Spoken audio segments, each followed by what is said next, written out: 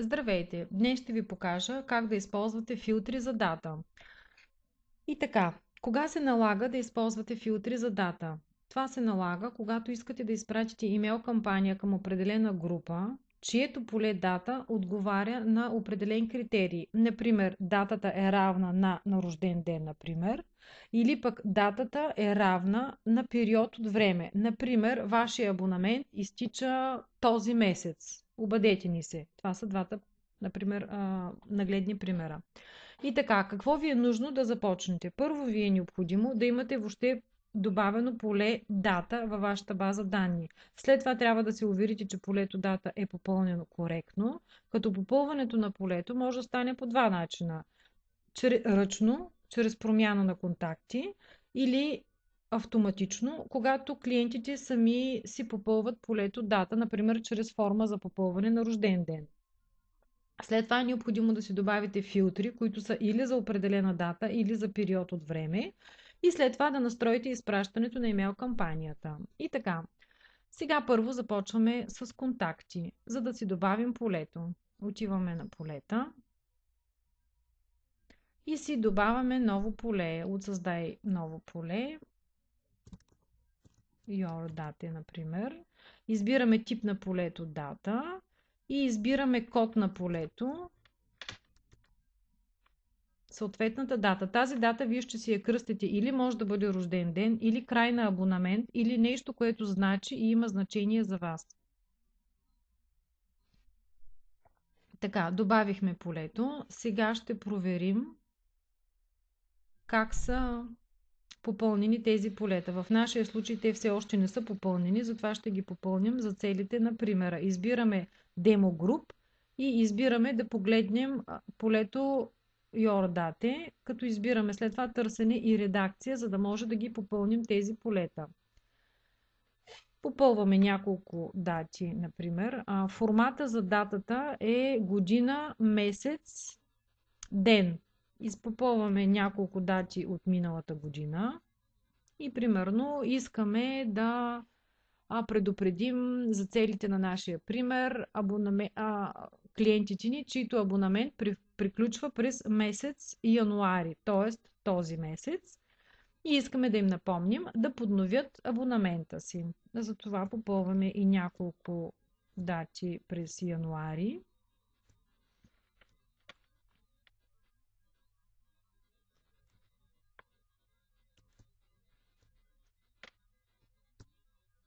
И да кажем, избираме си една дата, февруари, просто за да отбележим. И така, общо сме въвели една дата през миналата година, една дата през февруари и две през януари. Тук гледаме да е спазен правилно шаблона. Така, вече имаме попълнено полето дате. След това отиваме да създадем филтри, които да опишат началото и края на нашето поле дата, т.е. за месец януари. И така ще имаме старт дате и ще изберем за критерии, когато полето Your Date е по-голямо от 1 януари 2013. Добавяме го. И полето End Date, което ще бъде по-малко от 2013, 1, 31. Така, добавяме го. Ето вече имаме старт и end период. След това отиваме, за да си настроим кампанията за изпращане. Избираме едно заглавие, което е за нас, например End абонамент. Избираме HTML текст, избираме изпрати сега или изпрати по график и избираме напред. Попълваме една тема.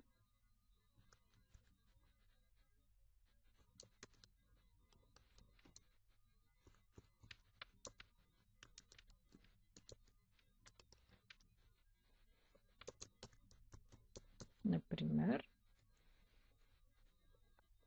И тук написваме едно хубаво съобщение. Здравейте! Можем да напишем first name, ако имаме попълнено.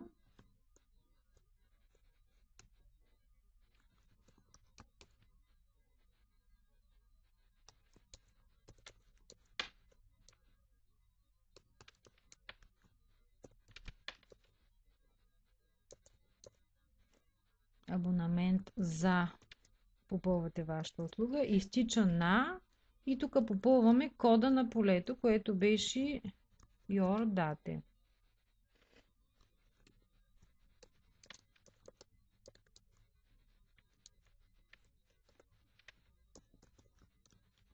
Поздрави, екипът на еди-кое-си. И така. Добре е да напомните на човека и точно коя е датата, когато му изтича. Между другото, тук е добре да проверим дали кода на полето е абсолютно същия. Затова отваряме, примерно, в нов прозорец.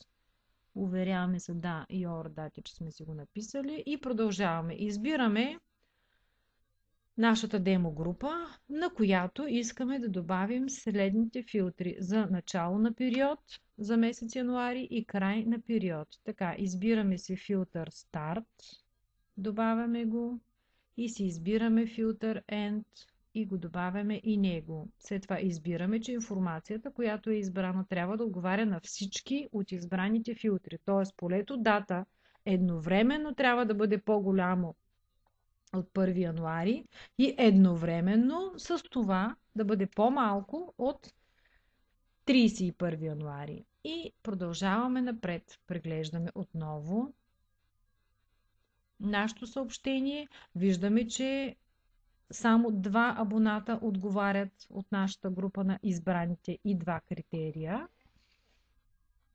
И натискаме бутон Изпрати.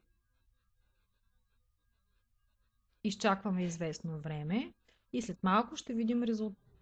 И така, виждаме нашия имейл, който е пристигнал до нашия демо потребител. Вашия абонамент изтича през месец януари, напомняме. Отваряме, за да го прочетем и виждаме какво пише. Здравейте! Напомням ви, че вашия абонамент за еди коя си услуга изтича на 01.28. Свържете се с нас за повече подробности. Това е. Тази услуга може да я използвате, когато искате да изпратите имейл кампания за напомняне, за честит, за каквато и да е информация, която е свързана с активност или някакъв признак, който е свързан с абонатите ви и се отнася до полето дата. Това е.